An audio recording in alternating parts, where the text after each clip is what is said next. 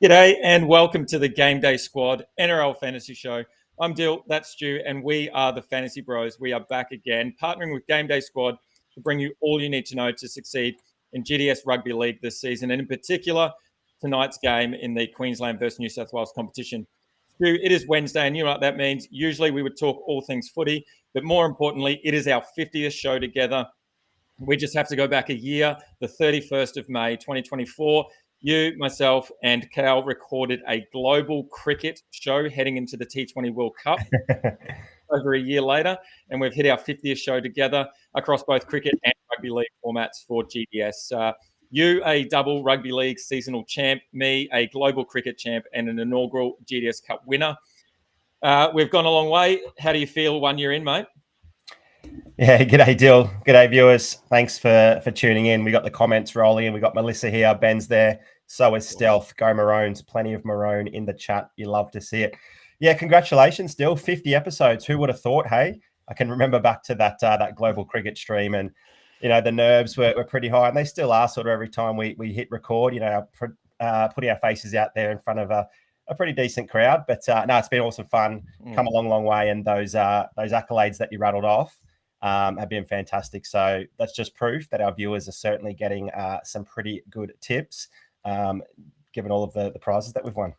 Yep, definitely. And as you said, there's plenty of comments flooding through. We have Ben Austin wishing us luck. Thank you very much, mate. We also have Melissa, who joins us pretty much each and every week, no matter where she is in the country or in the world.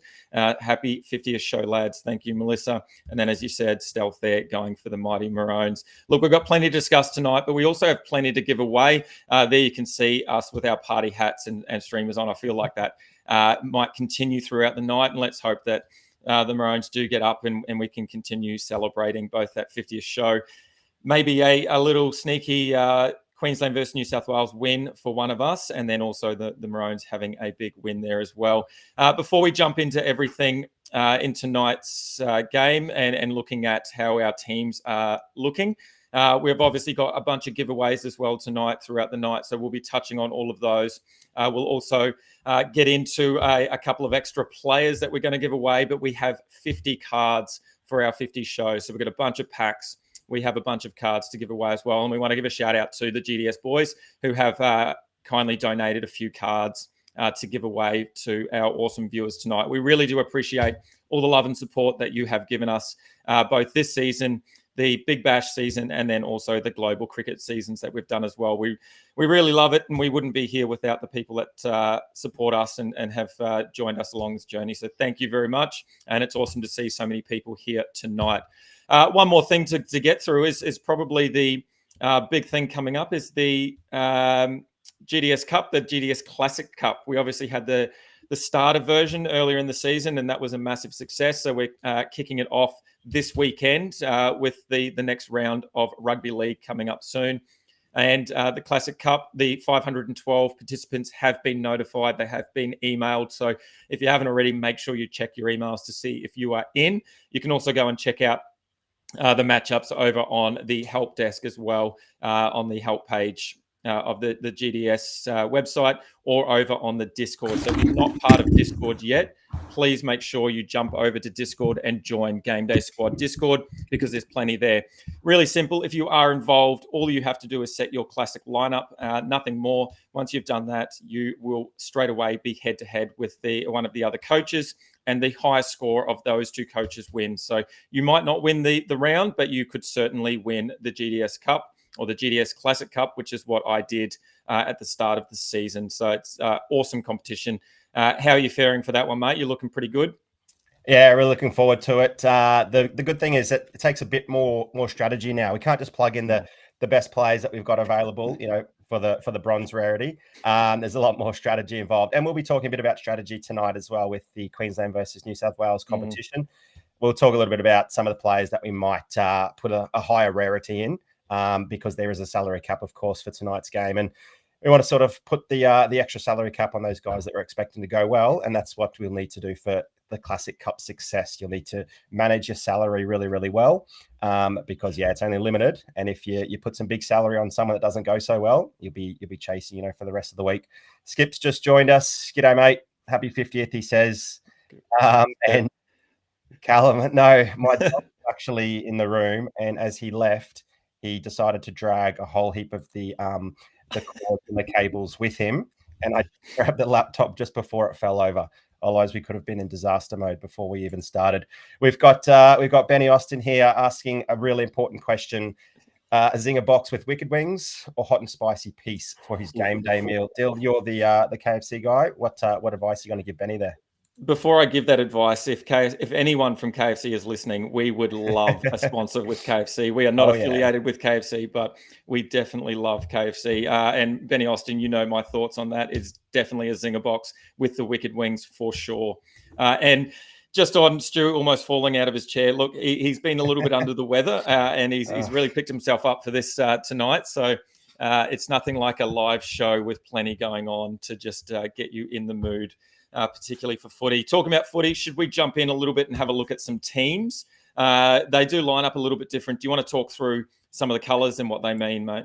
Yeah, mate. Those of you watching the stream will be able to see the teams. They're the Queenslanders on the left and the Blues on the right. The gold cards, they're the players that didn't play game one. They've been called into the squad. So you can see both teams have two additional players, Cody Capewell and Kurt Mann for the Maroons. And then Luai gets a start alongside his former mate, Nathan Cleary, there in the halves. And they opted for Big Stefano on the bench to replace Mitchy Barnett. Those players with the dark colour around their names, they're the players that played in game one, but have been named in a different position. Now, this, of course, isn't the confirmed 1 hour before kickoff lineup, but it's the teams announced earlier in the week. And you can see, particularly for the Queenslanders, they've got a number of positional changes. Obviously, they're with Val Holmes and Hammer swapping positions. They're both playing on the left side, but instead of having Hammer at centre and Val on the wing, they've flipped that. And at this stage, we should see Val lining up there at left centre and Hammer on the wing. Tommy Dearden comes from the bench to start in the halves. We got Trent Liero starting in the number 13 with Paddy Carrigan pushing to the bench, and Jeremiah Nanai is going to be called upon as a bit of a nice solid injection from the bench and try to match some of the power and speed being injected off the New South Wales bench. Still, anything stands out there from a Queensland perspective?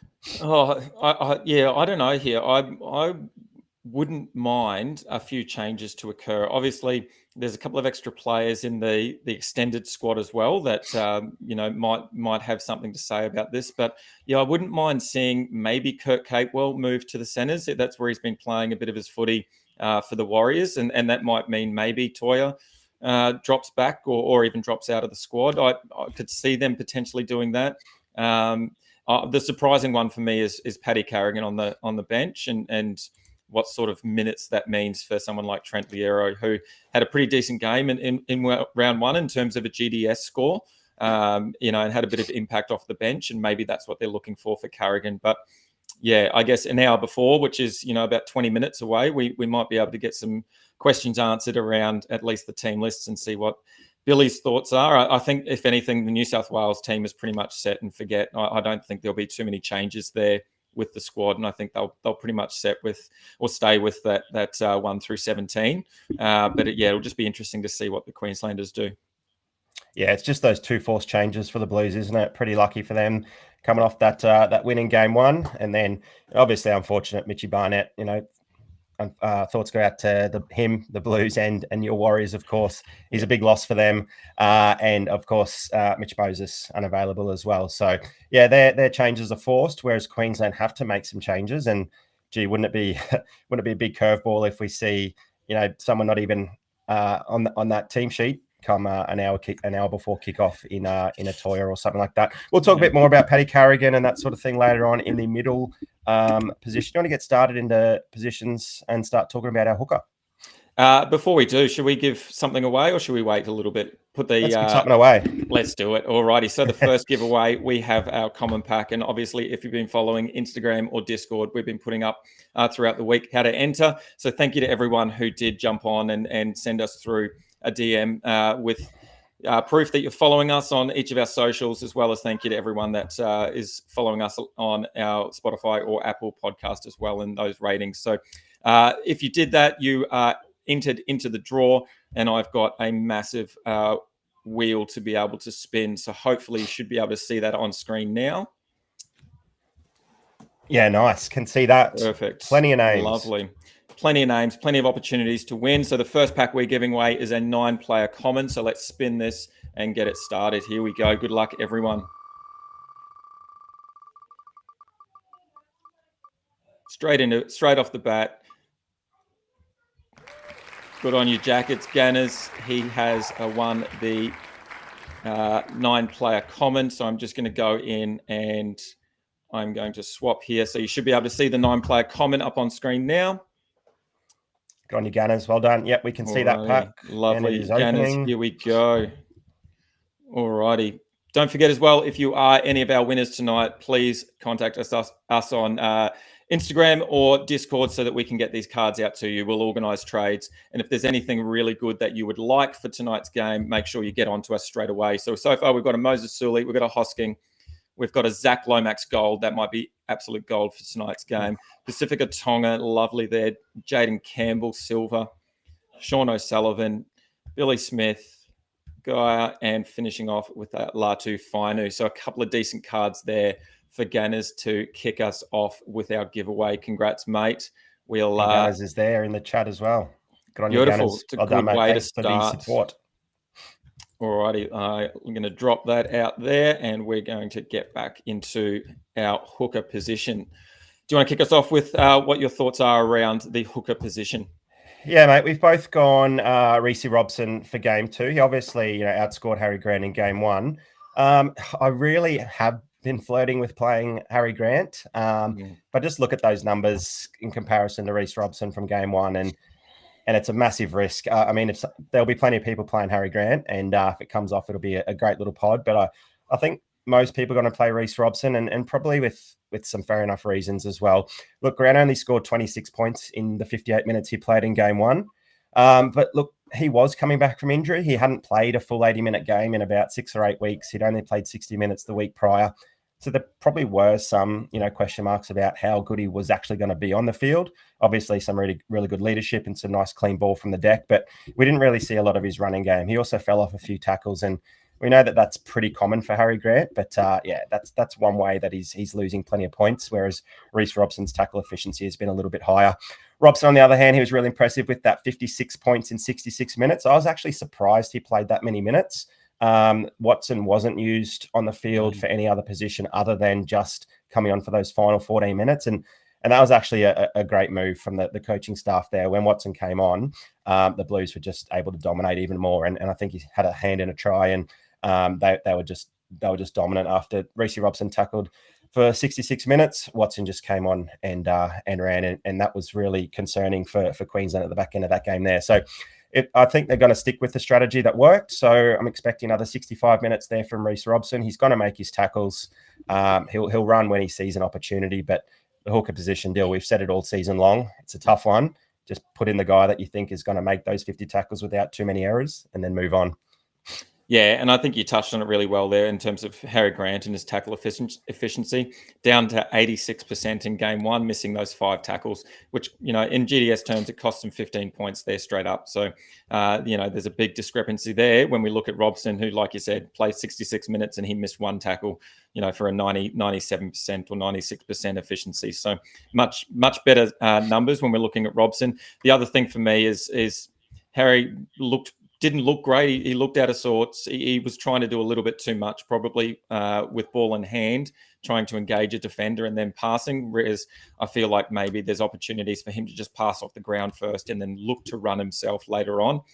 So he's sort of stuck in that middle ground there, and I think teams are starting to pick up on that quite easily. As a result, he only scored 25 points in that 58 minutes that he was on the field, or 26 points. For that almost 60 minutes he was on the field. And in terms of the New South Wales team restricting hookers, they're averaging only 35 GDS points since 2021. And across those games, since 2021, Grant's only averaging 29, whereas Robson, sort of sitting around that 39 GDS points average. So you're getting 10 more points on average from Robson, when he is starting for New South Wales. And again, Watson off the bench, it's a great move, and hopefully sort of plays that 15, 16 minutes again, and he doesn't eat too much into Robson's time on the field. And I think, like you said, pretty boring position.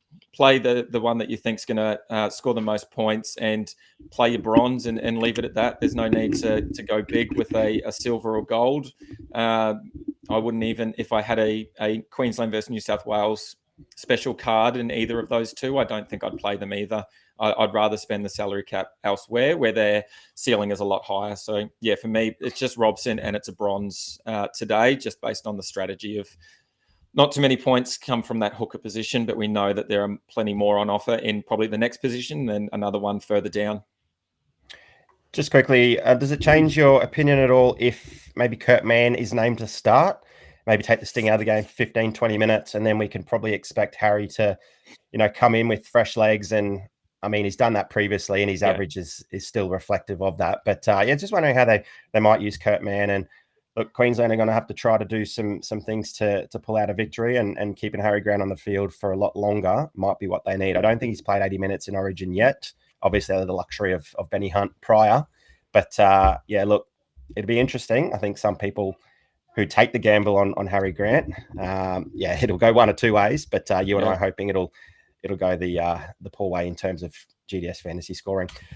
How about some middles, mate? We've got a number of double ups. We've obviously gone the 5 middles, so we can play 3 on field, and we can pick 2 hookers, middles, or edge forwards on our bench. We've decided to load up on middles, probably for safety. Now we've gone Isaiah Yeo, Payne Haas, Tino, and Max King getting a start. We're playing those 4, and you've gone for Ruben Cotter as your 5th. Yeah. I've got Paddy Carrigan. You want to touch on any of the 4 blokes that we are starting with first, and then I'll throw you over to Ruben Cotter as well and why you've gone him. Yeah, it's probably not so much talking about why we're playing someone like Haas or Yeo.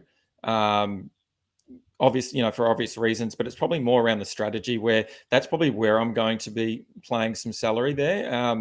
I think I'll probably look to play something like a silver or gold for either of those 2, or even maybe both of them, depending on, what I've got to play with at the back end of after I've played the Origin cards, etc. And if you do have a Queensland versus New South Wales card for either of those 2, you've got to play them for sure. That's, just money for jam, really, in terms of points. I think it's just a no-brainer for me. They both sort of played similar minutes, which was surprising. They scored above the 60 GDS points, playing less than 60 minutes on the field. So, we know them as over a point per minute players in NRL land, and I think this is going to be no different. We're going to see that again. So there's definitely an opportunity there where pretty much all or most coaches are going to play them. So the pod play would then be play your higher rarity there for those 2 positions. For me, the other one, Max King is a big in for me. I really like what he did in game 1, and I really liked what he's done, for the Bulldogs as well. He's averaging 55 points for the Bulldogs. Well, he's only on the field for about 50 minutes. And then in terms of, come across to Queensland versus New South Wales. In game 1, he had 40 minutes off the bench and scored 40 points. So I don't see why that's going to change. There's no reason why it would change. If anything, he might get a few more minutes. And with that, you're just going to see an increase in points. He's going to stick around that 1 point per minute again. And then he's always got that added potential or benefit of potentially finding the line and scoring a few extra points that way. For me, the sort of the one that I was concerned about or tossing up between was Tino and Liero. I just don't know where the minutes, and I guess that's why I haven't gone Carrigan as well at the moment, just because I don't know where the minutes are going to be for Liero and Carrigan and what that's going to look like. Does Carrigan come on and play up front as a prop, or does he play in that lock position as well, which, we've seen him play plenty of times at this level, but we've also seen he's been playing prop for the Broncos and then moved back to lock as well recently. So there's sort of a few options there for Carrigan. And so, I'm just not quite sure, but I'm sticking with Tino just based on the likelihood that he's going to have more opportunity starting at prop. When he does start at prop, he's averaging about 35 GDS points. Although Lero came off the bench and scored 25 points. He scored after 36 minutes. He had a lot more points than Tino, who only had 25 in his 53 minutes. So, for me, it's just Tino at the moment, but come that hour before kickoff, I could see myself making some changes.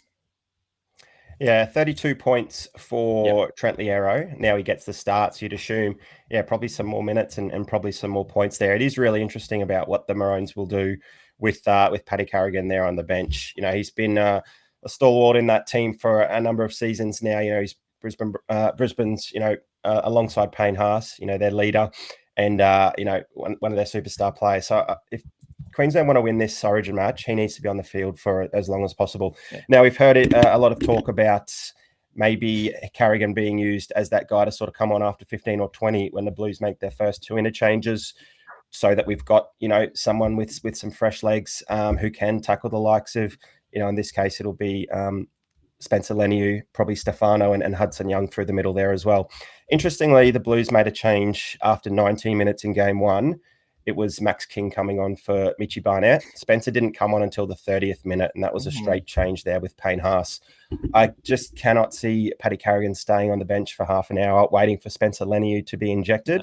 I see this as a bit of an opportunity for, there could be every chance that in 15 minutes' time a team list comes out and everything we're saying now, becomes redundant because Carrigan is back in the 13 jersey. But no, I still see him maybe being off the bench for 15 or 20 from the bench for 15 or 20 minutes and then being injected just for something a little bit different there. Trent Liero can tackle for as long as he needs to before having a break, and he'll cut the ball up well without making any errors. And then Paddy Carrigan can come on and maybe do a little bit of ball playing, but certainly take some sting out of the punch that Leniu and Young and Stefano will bring when they come onto the field as well. So I think it's all tactical based there from Queensland. I can't see Carrigan's game changing too much in terms of what he's being asked to do all minutes. So therefore, we know what we've seen from him in the arena, averaging just shy of 50 points through about 64 minutes. If that drops down to, 60 or 55, still going to get that, around about that solid 40-point score. He got 38 in game 1, but look, he missed 7 tackles. He'll be really disappointed with his efforts. He's got the 17 on his back as well. He'll be disappointed about that. So, I think Paddy's in for a big game, and it wouldn't surprise me to see him, be behind by 20 points for a lot of these forwards in those first 15 or 20 minutes, but then come home and put on a nice score. Being named on the bench means he's probably a bit of a pod as well. You've already looked to go past him, so I'm happy to have him in my team as a bit of a pod play there, just in case some people think, he's just going to be a 20-minute forward. That's not going to happen in this arena, surely. Yeah, and that's probably what I'm nervous about as well. That he, like you said, he has been part of this team for a long time, and he has that style of game that we love as a Maroon supporter, and I agree. I can't see him sitting on the bench for half an hour when the game potentially could be slipping away from the Queenslanders. So it's a tough one. And we kind of look at the bench and go, I don't really want to play anyone off the bench because we know they're probably going to have reduced minutes. If anything, he's probably one of the only ones that we know should have an increased minutes compared to the other bench players. At the moment, I'm still going Cotter though, just based on what I saw from game 1 and what he does on the field. And I talked about it in that previous show of game 1, just his work ethic and his tenacity to never give up and just to keep trying all the way to the end is what I like about him. And although he doesn't offer a huge amount in attack, he'll always be there or thereabouts in any kind of situation as well. And we've seen him, make a line break and run his heart out plenty of times. So I think for me, at the moment, just leaning towards Cotter. He played 63 minutes and had the second highest score in game 1 for a Queenslander with almost 50 points. So I could see something similar again for Cotter, and we know that he's probably going to have the minutes there as well. Shouldn't be too much change from that game 1 in terms of the role that Cotter has. Nanai on the bench is interesting, and it'll be interesting to see how they play that. But I feel like maybe Kurt Capewell will spend a few more minutes on the bench than probably Cotter will. So that's where I'm leaning at the moment. But like you said, 10 minutes time, that could all go out the window and we could see a completely different Queensland team, and we'll be making some last minute changes for sure. Yeah, the bizarre selection, non-selection of Beau Fermor after he was only given 17 minutes last match as a direct swap for Reuben Cotter, who played the first 63 minutes. They're not going to do the same thing with Jeremiah Nanai. So Reuben Cotter either comes off earlier But there's every chance he goes into the middle as well. And then that puts casts a bit of some doubt around some minutes, for Tino and Carrigan and Liero and that sort of thing as well. So, yeah, it is really a tough one with that makeup of the Queensland bench, and what Billy's going to do. Obviously, look for some different game plan to what didn't really work in game one. So there's every chance, Nanai comes on after half an hour and Cotter moves into the middle, but I can also see him, maybe coming off the field and then being used as a middle forward replacement, maybe for the final 20 or 25, which is probably good for his, tackle numbers and run meters. But we want those players on the field for as long as possible. There's no way Nanai gets 17 minutes. Surely Billy's a lot smarter than that, I would have to think. JT has joined us. Evening, fellas. You might be colorblind. I think you might be, JT. They're definitely not blue. You won't catch a skerrick of blue on us for 3 weeks every year. No, definitely not. It might be the GDS Cup that I'm holding, just sort of shining a light into his eyes. Maybe he can't quite see there. Fire breathers, hey, mate? All right. Let's keep things moving. We don't want any fights. The GDS Cup is long past us. Yes, Dill the winner. JT trying to get a little bit back with tonight, and I'm sure he'll have plenty to say if the Blues do get up. Definitely. Dill, edge forwards, a little bit different. A bit of a curveball here, as you might see on underneath my photo. We both go on Angus Crichton, but I've opted for Hudson Young in game 2 over Liam Martin. What do you think about that? Oh, I really like it, and I've actually got it penciled down that I might even make that change. And I was thinking about it all day today. Just what Hudson Young offers and what he did in game 1 was ridiculous. He comes off the bench and comes on in the middle of the field and just has an absolute blinder for 26 minutes and scores 45 points. And in that, he had 8 runs and 4 tackle breaks in those 8 runs. So, he just kind of continued his form that he's been, dominating with your guys in the green machine. And one of the reasons why you are currently, up near the top of the table was, on the back of Huddy Young, and he just sort of is coming into this arena and just doing exactly what he's been doing. And it's such a tough call because you look at someone like Liam Martin and he doesn't have a whole lot of attacking upside. We know that he'll play big minutes. He played 74 in game 1.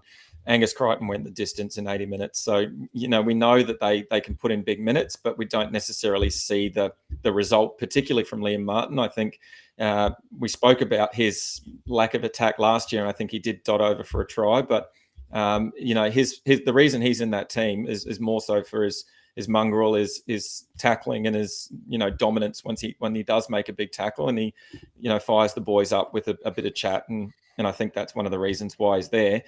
So, it's just, again, that sort of looking at a player on the bench and not knowing exactly how long they're going to get. But I think, Hudson Young, I could be persuaded, particularly if you've got some really good stats to throw at me or a really good logic behind playing Hudson Young.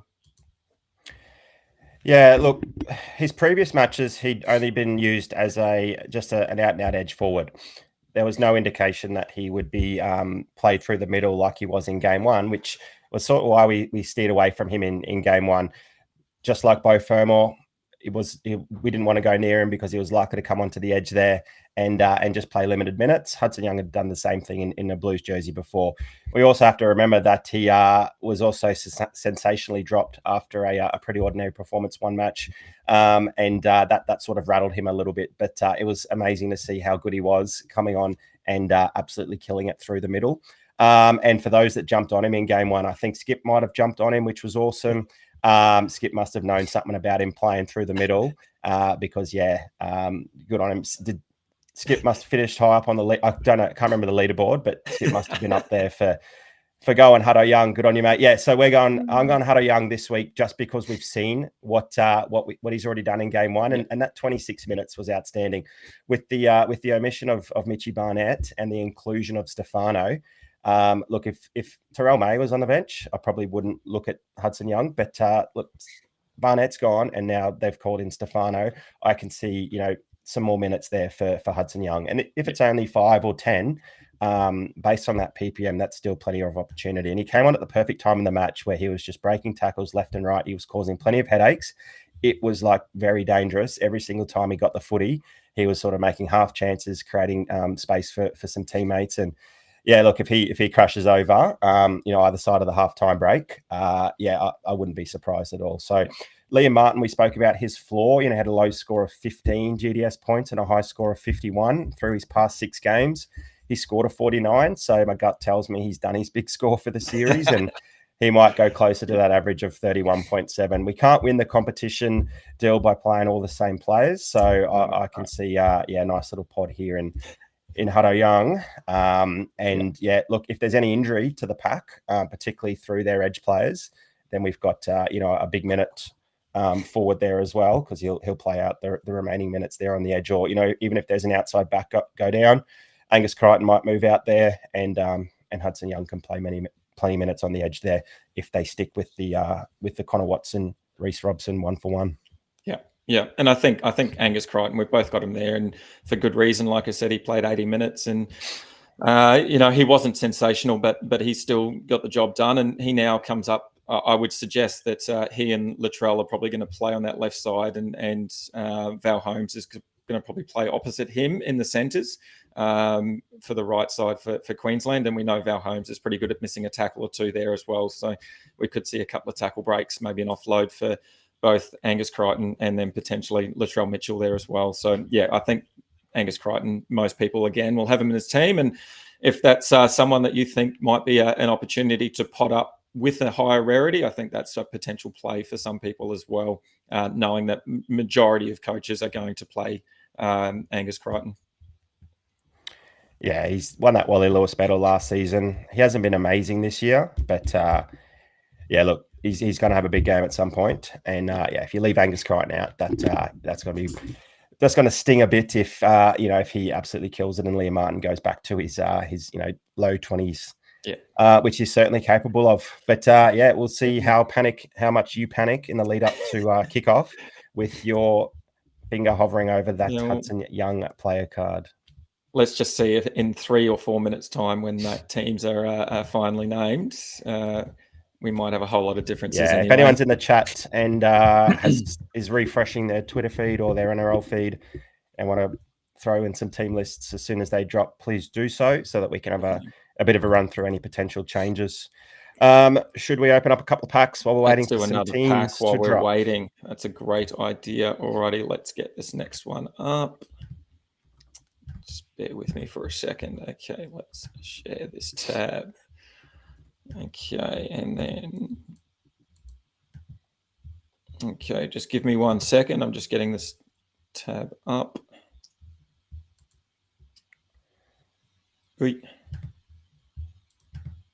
Okay, so... Why? Oh, there we go.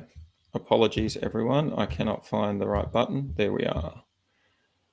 So you should see that. Oh, no, didn't like it. No, don't have the wheel yet. There we go. There we go. Okay, let's big screen this again. Okay, here we go. All right, so this is for the 9-player rare. Let's get around it. I have shuffled again just to make sure that we're mixing it up. And it is... Oh, is it going to stay there, Mel? It sure is. Mel's Misfit. Congrats. Just got there. Well done.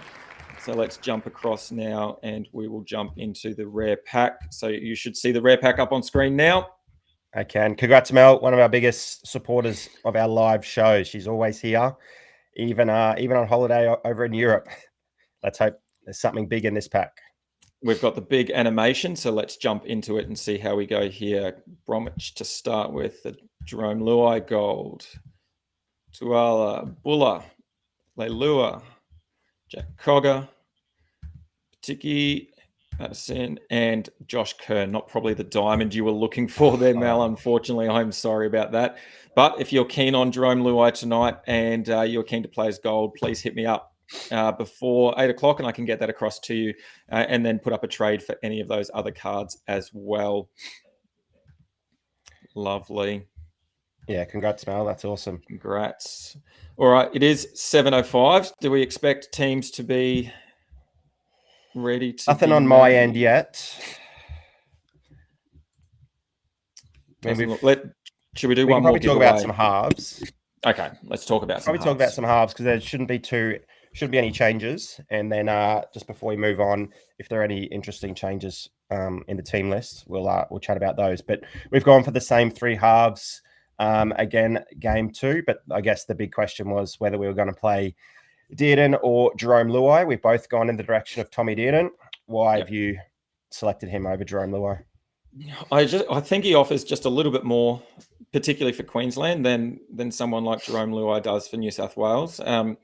Luai's only averaged 32.9 against Queensland in all of his starting appearances. He did have one game off the bench there that I didn't include in that when he's played in the halves. The interesting stat, and it doesn't necessarily correlate to GDS scores, but I just thought it was interesting. The last 4 games where Luai and Cleary were the halves pairing for New South Wales, they've only won 1 game together in those last 4.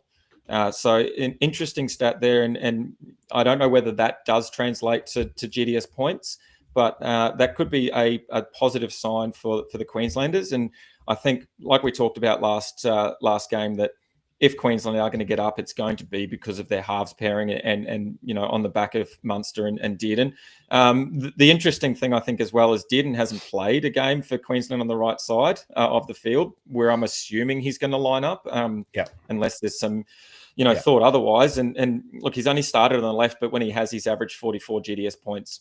The other thing, neither Queensland halves are really known for their in-play kicking, which is very interesting. We haven't, picked a predominant kicker, but in terms of Dearden, he's played halfback for the last 3 games for the Cowboys, and he's averaged around 51, 52 GDS points. And he's also stepped up his kicking game, taking his average from 127 up to 218 kicking meters in play. So I would probably expect him shoulder a little bit more of those kicking responsibilities, and then maybe Munster putting in a few more of those attacking style kicks, which could lead to a couple of try assists. So, for me, I think Dearden probably got a little bit more base in him compared to Jerome Luai. But then we know Dearden has a really good running game as well, and he's pretty good at breaking a couple of tackles, particularly in this kind of arena. Yeah, spot on. I agree. I think Luai will be sort of just told to play his normal supporting role there with Nathan Cleary. If anything, it's going to bode even better for Nathan Cleary, who, probably is going to be a bit more dominant at ball play now, plenty more kicking meters. So, I think Luai will play well. He'll just do what he normally does there in a Panthers or a Blues jersey. But like you said, that mid-30s average, nothing amazing. He doesn't really have that high ceiling. He's not going to be someone that, steps 4 blokes and scores 2 tries with 6 or 8 tackle breaks. He'll do what he needs to do. He'll serve the left side of the field really well. So if anything, it might be good for Crichton and Latrell and that sort of thing. But look, I'm going for the upside in Tommy Dearden as well. Really, it might even be a question of if we go Munster or Luai after Munster's 17.7. But look, that was disappointing, not just from a fantasy perspective, but from a Queensland perspective as well. He's got the captaincy responsibilities now. So look, he'll want to, pull something special out. He's done it time and time before. His time is running out in that Maroons jersey. He's getting on. We've already seen, the departure of DCE, so he might have a couple of seasons left in him with that combination with Tommy Dearden. So he'll certainly want to make something special happen in game 2 and make up for game 1. Look, Tommy Dearden, he'll ask question marks all night long. He'll run a lot. I think Munster even kicked a bit more than Cherry Evans in game 1, which was actually quite surprising. But look, Dearden will do some general play kicking. He'll run the footy a lot. He'll ask questions from the Blues plenty of time as well. And every time he runs the ball, there's opportunity for tackle breaks, for offloads, or even, some really good play happening off the back of that. So, he's done his apprenticeship. He's spent his time on the bench. He's now moved into that number 6 jersey. DCE has done it before him.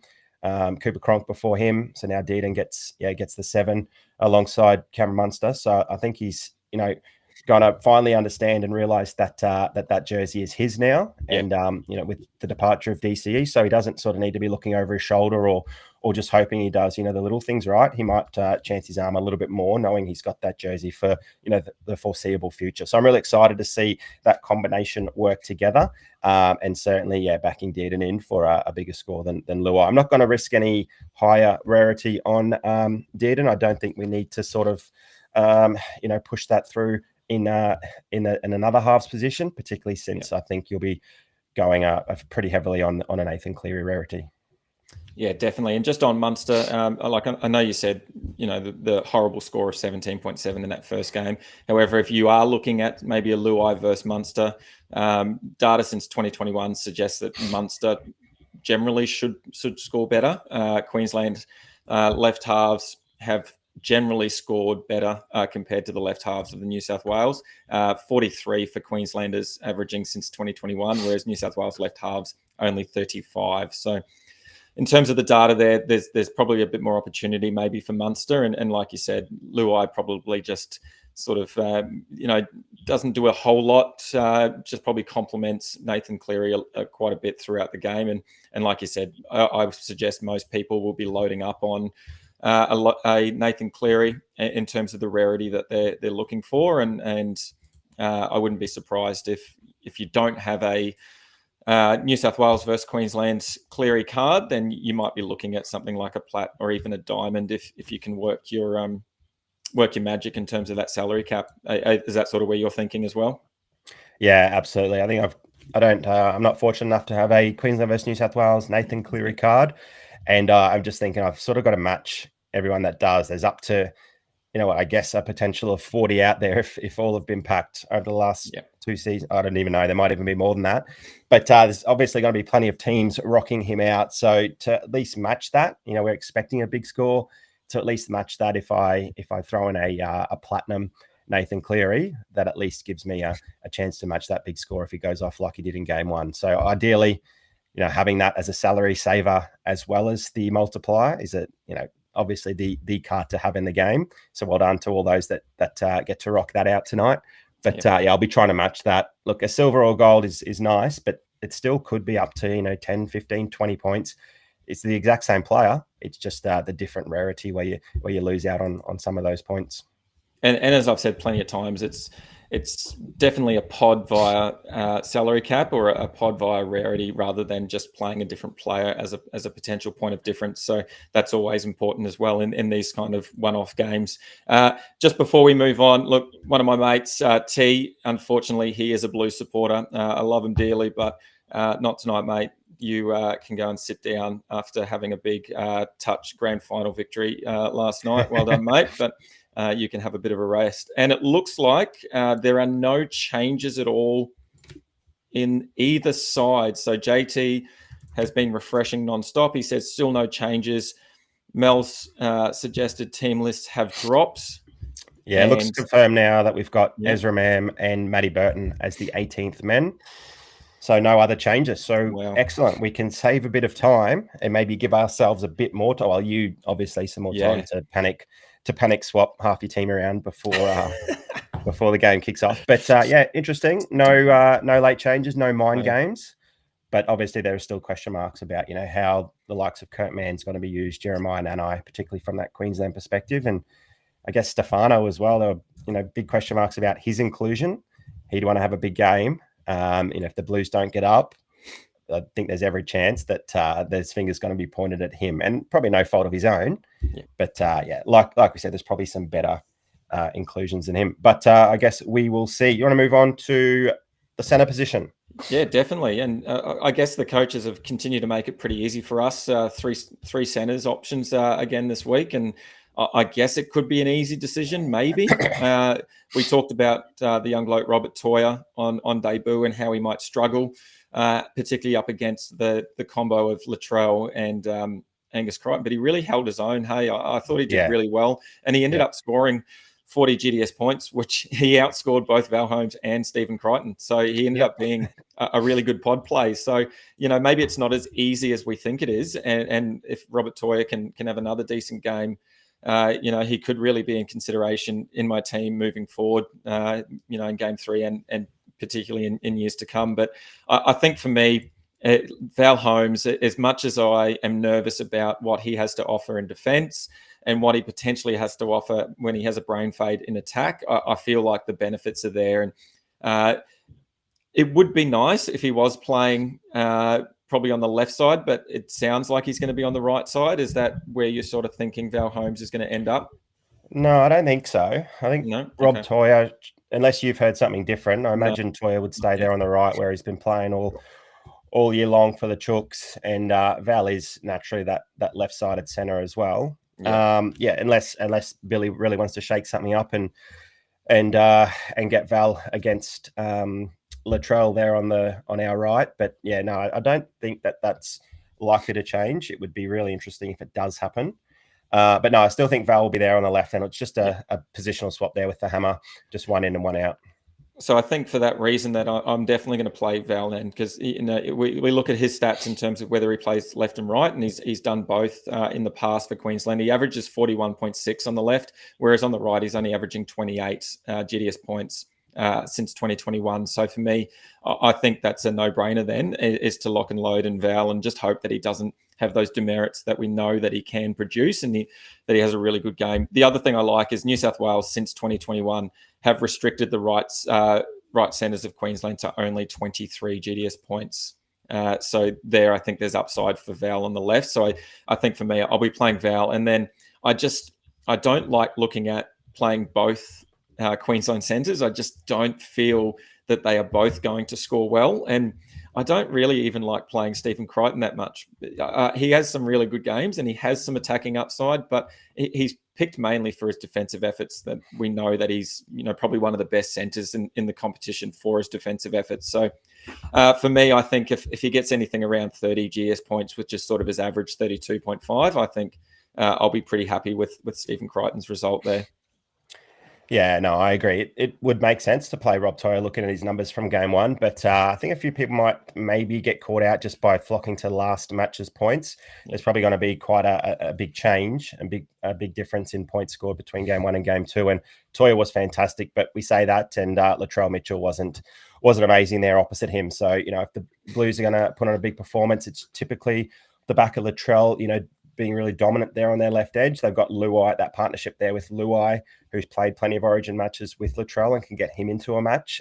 So I think Latrell is going to have a much bigger game than he did in game one, where he was, really quiet, where we expected him to dominate the debutant. But so as a result, I see less likelihood that Toya is going to be as good in defense, and maybe a little bit less in attack there as well. The fact that Holmes kicks goals, Queensland need to score tries first, obviously. And I think their last, 8 tries, last 8 out of 10 tries have been when the Blues have had a man in the bin or directly from an error, like we saw in game one. So at least Val does have the kicking tee, which does add a bit of safety. And Critter's not going to get a massive score. He's not going to blow you out of the park if you don't play him. So going Toya as a bit of a pod plays is certainly something that some coaches would consider. Not for me. I've got a couple of pods elsewhere, like we spoke about in the forwards. I still think Crichton will get the job done.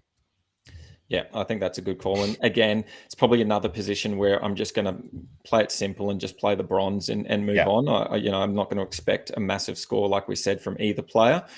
So it's probably where I can sort of save some cash there, some salary cap, and look to expose or exploit, maybe the fullback or even wing position potentially, based on the upside that they might have there. Before we move on, a couple of people have joined us late. We've got Sif Kanga joining us now. G'day, mates.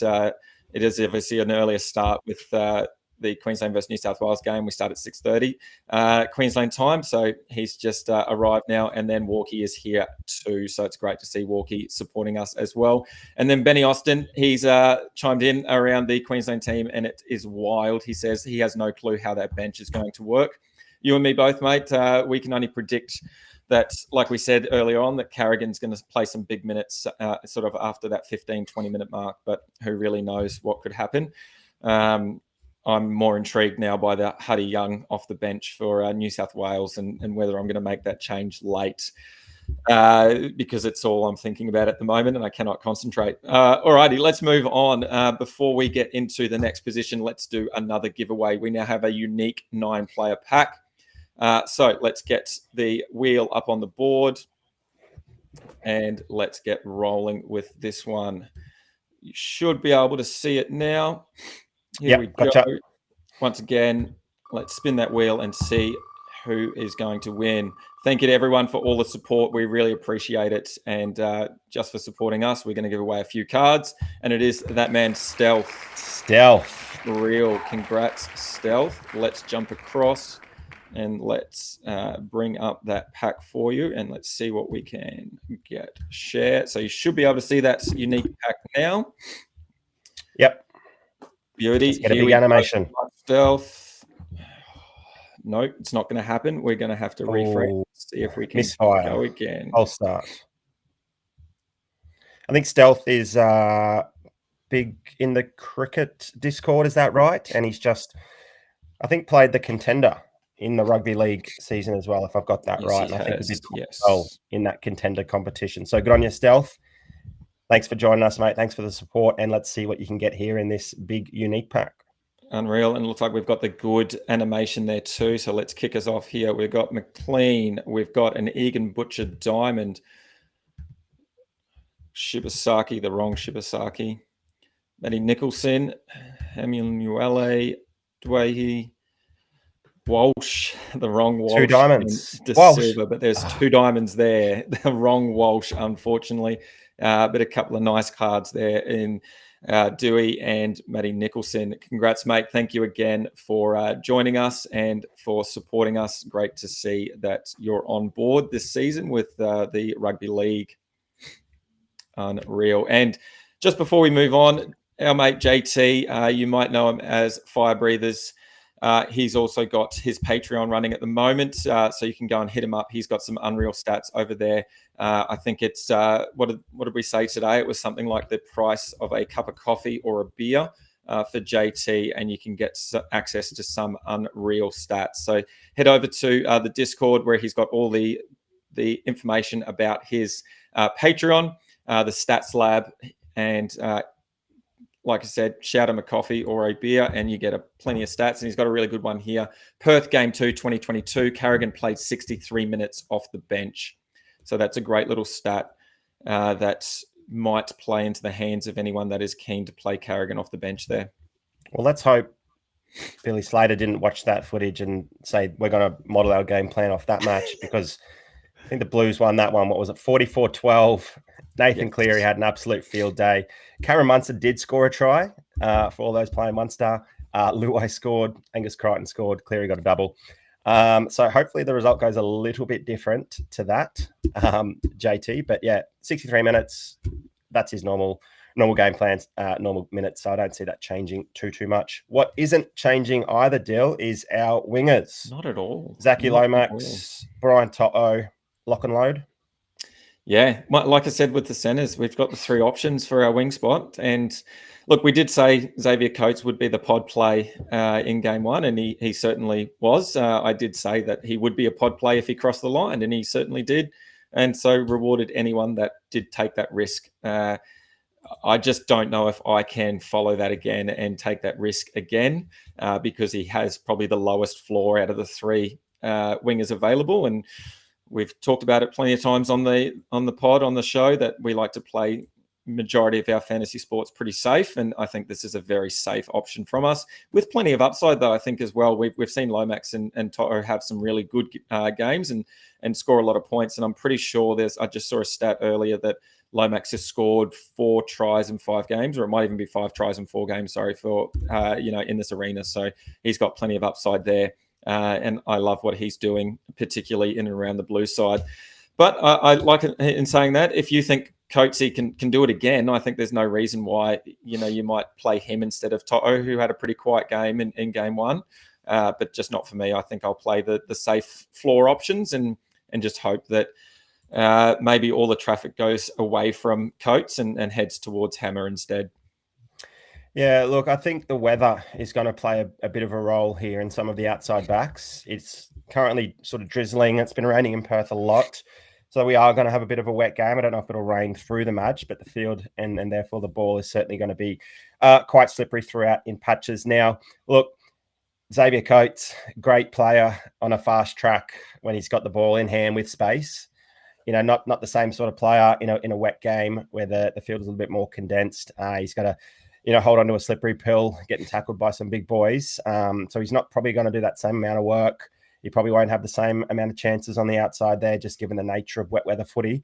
But, blokes like Brian To'o and Zachy Lomax absolutely relish in those types of conditions. If anything, they'll run the footy even more, particularly through the middle, just for some of those safe, 5, 6, 7, 8 yards hit-ups, as well as their normal kick returns. And someone like Xavier Coates is more sort of prone to those errors and, less likely to take those tough carries. So yeah, the weather even locks in a Lomax and Toto. It won't be as free for any winger given the conditions. And therefore we can expect the ball to be played through the middle a little bit more. And that's where, Lomax and Toto certainly shine. We never really see an Xavier Coates, threatening through the middle or backing up any of those forwards. But you watch Lomax and Toto, they pop up all over the place, don't they? Yeah, correct.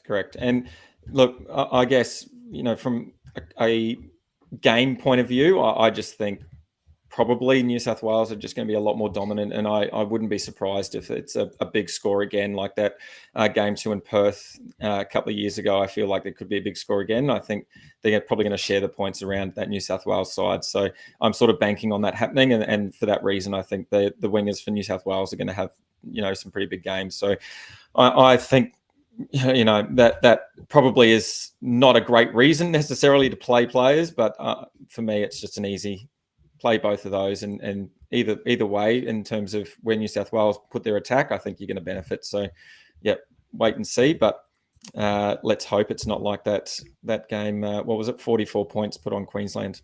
Not good. What did Cal call it? The emotional hedge. The emotional hedge. That's it. We've got Sifkanga throwing himself in the ring for first try for Lomax. I think there's a few people in the Discord that would be keen to get on that and have a bit of a bet and gamble around some player cards. So Sifkanga, maybe jump into the Discord chat and see if Jax wants to go head to head with you there. We've got a new name I haven't seen before in the chat. Bernard, thank you very much for joining us. Definitely up the Maroons. I was wearing my Maroon NZ hat today at work, supporting both Maroons and the Kiwis. Unreal. Let's jump into fullbacks, and then we've got a few more giveaways to finish off the pod just before we go and make some last minute changes to Hudson Young. Do you want to kick us off there, mate? Yeah, mate. Same 3 fullbacks as game 1. We've obviously got the Hammer and Latrell playing out of position. Now, I think KP actually outscored a number of these guys in game 1, but we still haven't gone back to KP. I think the same sort of question marks are occurring here in game 2. How much is he actually going to stamp his authority on this match? He hasn't been outstanding all season long, to be frank. He was decent in game 1, but I don't think we saw the best of Latrell, Hammer, or even Dill Edwards. I think, there's every chance that Latrell sort of explodes out there in the left centre alongside Jerome Luai now. I think that makeup is a lot better for him. And although he's playing centre in the game, I'm still happy to plug him into my fullback position ahead of Kalen Ponga, just because of how dominant I think he might be out there. Like you said earlier, we're expecting the Blues to score points. And typically, Latrell or Edwards are involved in that quite a bit as well. The Maroons have struggled to score points on the other hand. And that's sort of where KP does his damage. He won't take the 26 or 28 runs that, Dill Edwards might take. He probably won't get the 240 running meters that Dill Edwards is capable of. So we're really reliant on, some tackle breaks and some tries or some try assists. But, the faith in KP doing that after a pretty ordinary year is pretty low at the moment. So I don't mind Hammer being out there on the wing. If there's any little bit of space, he might be able to take advantage of that with his speed. That would probably be the one area where I look to pivot to a Kalen Ponga. It does seem weird saying that we're going to play a winger over a fullback, but that certainly just shows you how poor Ponga has been and maybe how little faith we might have in him as well. Was that sort of similar why you might be playing a Hammer over Ponga? Yeah, you nailed it on the head there. Exactly the same reasons. The whole season really, besides probably the first couple of games in the NRL season, we haven't really seen much from Ponga at all. In terms of what we expect or what we have seen from him in the past, and what we know he can produce from a GDS point of view, but also on field point of view as well. We just really haven't seen it. And I think for me, probably the thing that I'm not hoping for, but the insurance, I guess, as well there is that if an injury or a poor performance from Ponga does occur, he might get hooked early or he might come off early. I think Hammer just easily slots back into that fullback role. And, if that happens, then I think there's plenty of upside there as well. And like you said, I don't mind Hammer being on the wing. I think there's probably a little bit more opportunity for him to wind up and use his speed. And we know that, he is absolutely dangerous if he's given any little bit of space. And we've seen that plenty of times in this arena. And like you said, I think Latrell had a pretty disappointing game in game one. We talked him up quite a bit, matching up against that, Robert Toyer on debut, and Mitchell only came out with that 20.8 GDS score. So you'd be a fool to bet against Latrell not having a big game, at least one of the three. So I'm happy to load up on him again and hope that he has a big game without New South Wales necessarily winning. And then, as you said, I think Edwards is a pretty solid player at the back there for New South Wales. Look, I'm still a little bit surprised that he is in the squad, that he is in the side, because I think that there's another bloke that has been playing very good footy throughout the season for his club. And, it's probably a benefit to GDS players that James Tedesco isn't in this lineup and we're not playing him, that he can play for his club instead. But yeah, I think Edwards is doing pretty much exactly what Teddy has done in the past for New South Wales. He's continuing to keep that average fullback score against Queenslanders around that 56 GDS points. And that's sort of where Edwards has been averaging already. So I think we can bank on his 50 plus and anything above that. If he gets some, a couple of attacking stats here and there, maybe a try assist, we're looking at 60 plus for sure for Edwards. Yeah, maybe a little bit out of sync with with Moses in game one, but he gets his old mate in Jerome Luai there on the left, and obviously his partnership with Nathan Cleary there on the right is outstanding. So he'll feel more at home seeing Luai and Cleary and linking up with them in attack. But yeah, like To'o and like Lomax, he'll get through plenty of meters. And I think a telling factor after 80 minutes might be the run meters between their back three and our back three. Yeah. And I think the winning team is probably going to far exceed the other team in terms of those run meters. So that's certainly somewhere that we need to stop the Blues, and it's certainly somewhere where Dill Edwards can rack up some pretty big fantasy numbers pretty quickly. Yep, unreal. All right, well, that is our team. Hopefully we gave you some good stats to help you out there, and that you've made some decisions. I'm still stuck on the fence with Hudson Young. I don't know.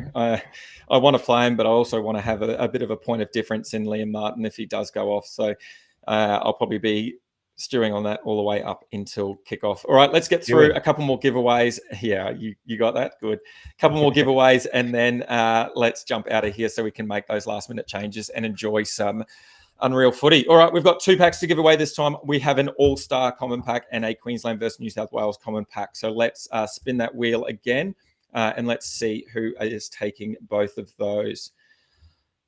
All right, let me press this button here. Let me jump back across to this one here. All righty, let's spin that wheel. So one person is going to win these 2 packs. Good luck, everyone. And it is Tony's Legends. Tony, well done, mate. Tony's Legends. Congrats, mates. Let's jump across and let's get into a couple of the special packs. Which one should we do first? The All-Stars or the Queensland versus New South Wales? Let's do the All-Star and finish with the Queensland, New South Wales. Okay, let's go. Common All-Star, 9-player. Tony's Legends. What have we got here? Lovely animation. Here we go. Paulo to start. We have a Kurtman Diamond. Oh, wow. That would be the ultimate pod tonight, wouldn't it? That would be amazing. Timoko there. Verrills, Pop, Cherry, Collins. If you're keen to play Collins off the bench, Warbrick and Donahue to finish off. Unfortunately, no All-Star. So let's see if we can get something in a Queensland versus New South Wales common. Here we go. Again, that unreal animation. That animation is incredible. So good. Alrighty, we have a Ruben Cotter plat, a James Tedesco plat, Billy Smith, Garlic, McDonald, Wishart. We've got an Adam Reynolds, Pali'i, and a Fafita. Unfortunately, no Queensland versus New South Wales or All-Star card, but some unreal cards there for Tony's Legends. Thank you very much, Tony's Legends. Oh, did we have to go to this screen? All righty, let's run through Bro Down Showdown quickly. Dill's probably got 2 or 3 on the trot in the weekly show, but I'm back in the winner's circle for the Queensland versus New South Wales competition. We choose 1 player, 1 forward, 1 back, 1 Queenslander, 1 New South Welshman, and my 2 of Lomax and Carrigan outscored To'o and Cotter in game 1. In game 2, actually, is there a prize for There is a anyone from that prize. deal? Let's get into it, and I will spin the wheel for this one. I've got so many tabs and wheels up here. Let me just sort this one out. Here we go. Alrighty. So, as always, with our Bro Down Showdown, you, the viewers, pick who you think is going to get one up over the other. And all of those that pick Stu are on screen now. So you go in the draw to win some prizes. So let's spin the wheel and see what we've got here. Alrighty. It is our man, Skip. Well done, Skip. Congrats. Skip. Alrighty. And because it's an Origin or a Queensland versus New South Wales special, let's open a 9-player rare pack for you. I'm just going to refresh here. Alrighty. Okay, let's get a 9-player rare pack for Skip. We love Skip and his support of the Fantasy Bros and Game Day squad as well. So Skip, congrats, mate. Thanks for joining us and picking Stu for Bro Down Showdown. You have won the following cards. We've got Jason Saab, Platt. We have a Stour Smith. For gold, just on Stour Smith, I saw today or yesterday, I think it was, the Warriors team have the most double-barreled surnames of any NRL team ever. So that's good to see there. I think it was 7 of the 17 have a double-barreled last name. And Nathan 5 Brown of the backs. Unreal. Yeah, it's almost the whole back line. I think, was it Rocco Berry? Just ruined it for everyone. So good on you, Rocco. Kamakamitha, Ponga, Lofi Khan Pereira, Tamari Martin, and Tom Starling there. Congrats, Skip. Make sure you hit us up for those cards when you can. Thanks, over on the Discord. Real work there. Alrighty, as Stu was saying, Bro Down Showdown for this week. Do you want to run through it for us, Stu?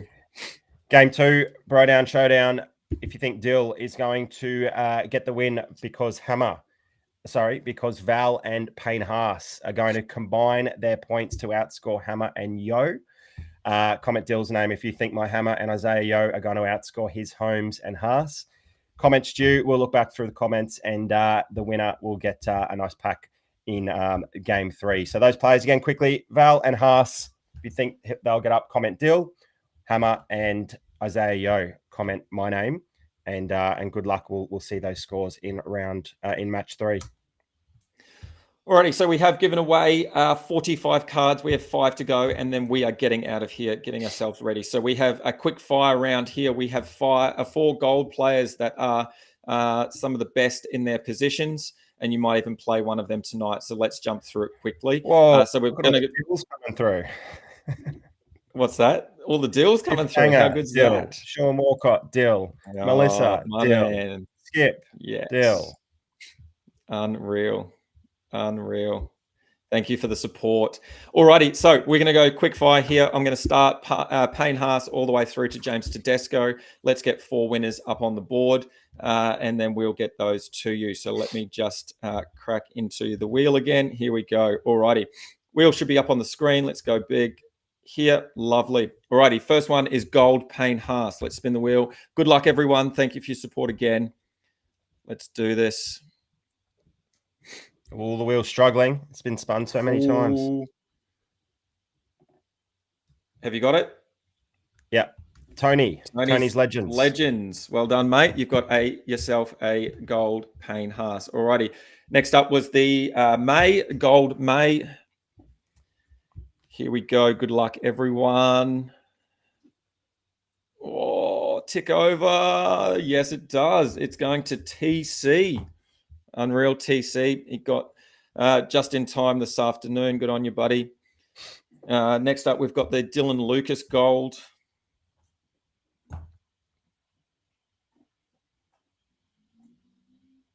Oh, Tony again. Wow. Oh, mate. That's what happens when you get more entries in because you follow us on every social platform. Well done, Tony. Maybe he might want to give that away. No, I wouldn't. Oh, a gold Dill Lucas. I don't know about that. No way. And then a gold James Tedesco. It is going to Mel's Misfits. Congrats, Mel. You have a gold James Tedesco. Unreal work. Alrighty, we've got one more card to give away. One more. Oh, we're only on One more. 49. We are on 49, so let's make it a big We one better make for it our count 50th. then, hey? What Let's should we make it do count. for a big card for our 50th? Well, there's only one bloke that could surely be part of the 50th show, wouldn't you think? Our man James Tedesco. How good's that? Nice little diamond, James Tedesco, to finish off our 50th show. We did get the opportunity to meet the man earlier in the year and have a chat with him and ask him a few questions about footy and about fantasy. And surprisingly, he is an unreal bloke. He is a wonderful human, and he gave up plenty of time for people. So good on him, and good luck to everyone. Let's spin this wheel one last time and see who can win. Let's get it up on screen. There we go. Alrighty. This is it. Good luck, everyone. Diamond James Tedesco is going to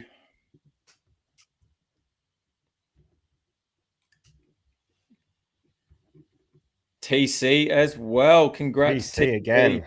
Mate, you've got a gold May and a diamond Tedesco. Unreal work. Well done. Well done. All right, all of our winners, don't forget you can hit us up on the Discord and we can organize trades there for you. Outside of that, mate, that's about it. Yeah, that's a wrap, and plenty of time to go get Hutto Young into our lineups. Look, next Queensland versus New South Wales show is in a couple of weeks. It's Wednesday, July 9th. Before then, we will have a couple more Rugby League weekly shows. So please make sure that you are following us at FantasyBros AU across YouTube, TikTok, Instagram. We're also on Spotify and Apple Podcast. If you do miss the show every Wednesday night live from 7 p.m, usually 6:30 for the Queensland versus New South Wales, you can catch up the next day either on YouTube, or if you're on the run, you can listen to us on Spotify and Apple Podcast.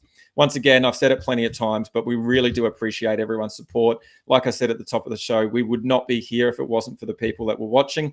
We also wouldn't be here if it wasn't for Cal and Tom putting a bit of time and effort and faith into us that we can run this show and we can have a good time doing it and help out all of our viewers. So thanks to all the supporters. Thank you to everyone at GameDay Squad as well. We love it, and hopefully we'll see you in another 50 shows for sure. Yeah, thanks very much, boys. Really appreciate the support and our viewers. Good luck tonight. Good luck for that second spot. I've got number 1 written all over it.